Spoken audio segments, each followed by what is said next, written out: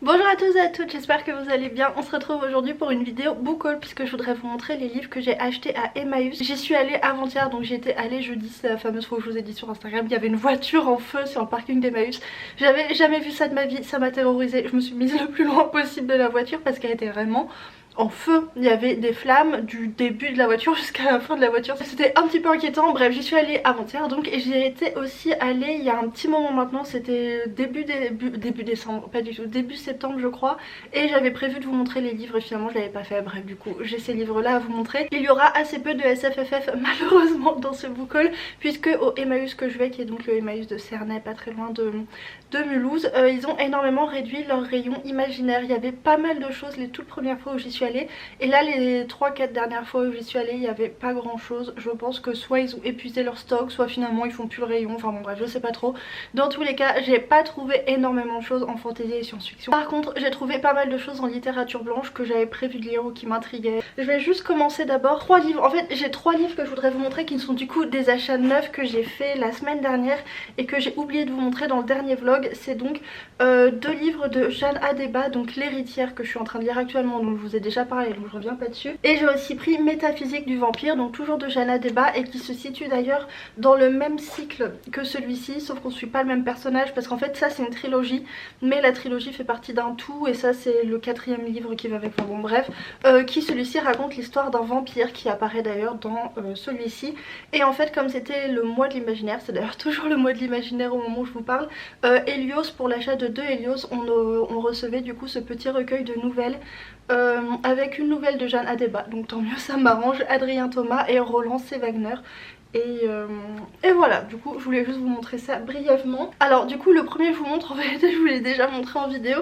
J'ai trouvé dans un état mais vraiment comme neuf, plus que comme neuf, Watership Down de Richard Adams aux éditions Toussaint Louverture, qui est vraiment très très beau, qui est de la fantaisie animalière où on va suivre en fait le voyage épique d'un groupe de lapins qui va entrer en conflit avec peut-être d'autres lapins, j'en sais rien, bon bref, c'est de la fantaisie animalière. Un autre livre, bah d'ailleurs c'était la même fois, c'était tout début septembre, que j'ai trouvé dans un état vraiment irréprochable. C'est le tome 3 de la trilogie The Expanse de James S.A. Corey.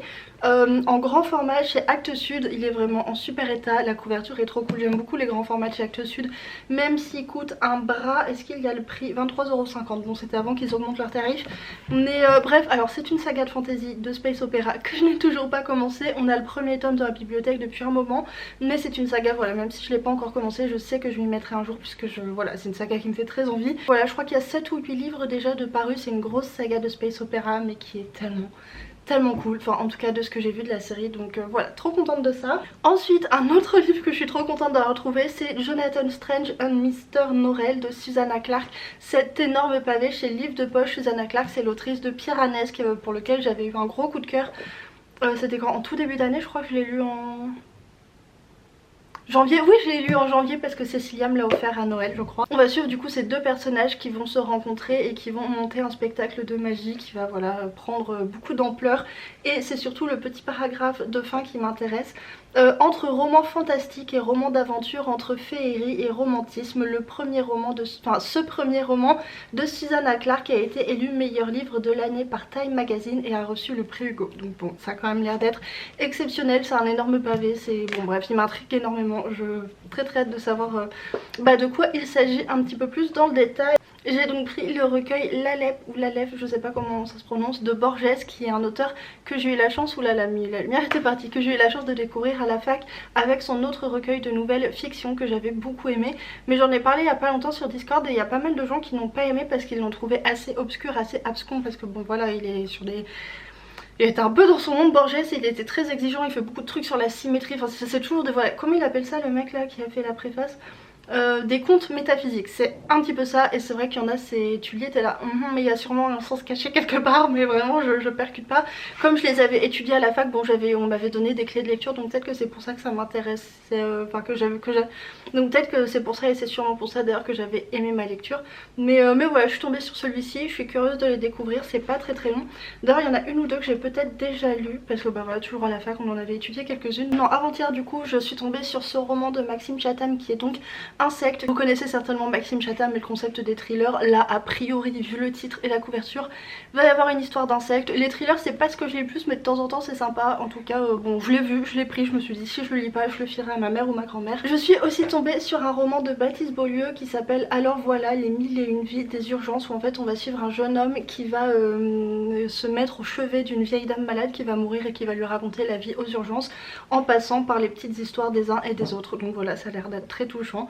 Baptiste Beaulieu c'est j'imagine que là encore vous connaissez Baptiste Beaulieu. Si vous le connaissez pas, il est notamment très actif sur Instagram. C'est un médecin qui parle beaucoup de choses, enfin de beaucoup de choses sur Instagram. Il parle de son métier, il parle de santé, il fait de la vulgarisation scientifique, mais c'est aussi un écrivain. Il a écrit plusieurs livres qui sont tous acclamés par la critique. Ensuite je suis tombée totalement par hasard là-dessus, je sais pas, j'ai trouvé la tranche jolie donc je l'ai pris et je l'ai sorti de la bibliothèque, et en fait j'ai vu sur le résumé que ça parlait de l'histoire de Jeanne de Belleville. Et si vous faites le Cocorico, le Cocorico Challenge, c'est peut-être un titre qui vous, enfin un nom qui vous dit quelque chose, puisque c'est le nom de la personne.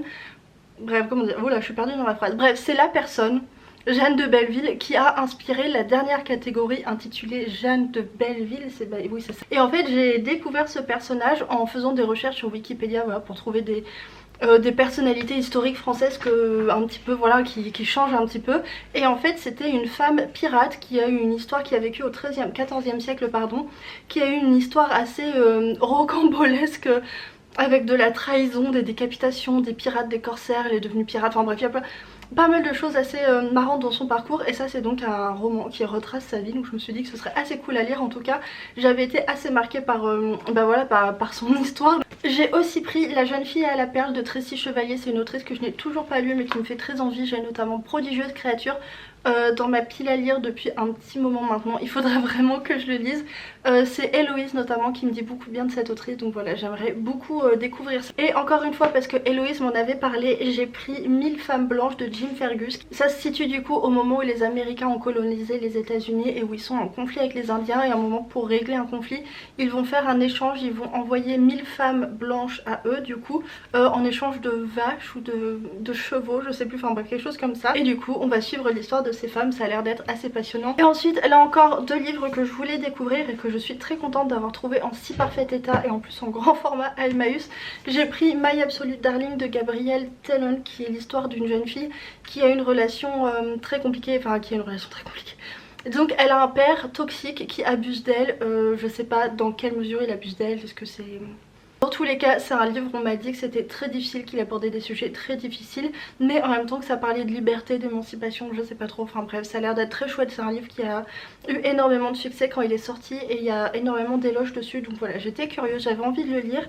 Et un auteur qu'il faut vraiment que je découvre, je le dis à chaque fois, mais il écrit des tels pavés que un petit peu la flemme quand même. J'ai pris Le Crépuscule et l'Aube de Ken Follett, qui est donc un roman qui se situe avant les Piliers de la Terre et qui va raconter, on est en 997, donc à la fin du haut Moyen-Âge, vous le saurez, et en fait on va suivre plusieurs personnages qui vont s'opposer à un autre personnage plus important, un homme d'église qui essaie de faire quelque chose, et ça va avoir des conséquences. Enfin bon bref, c'est...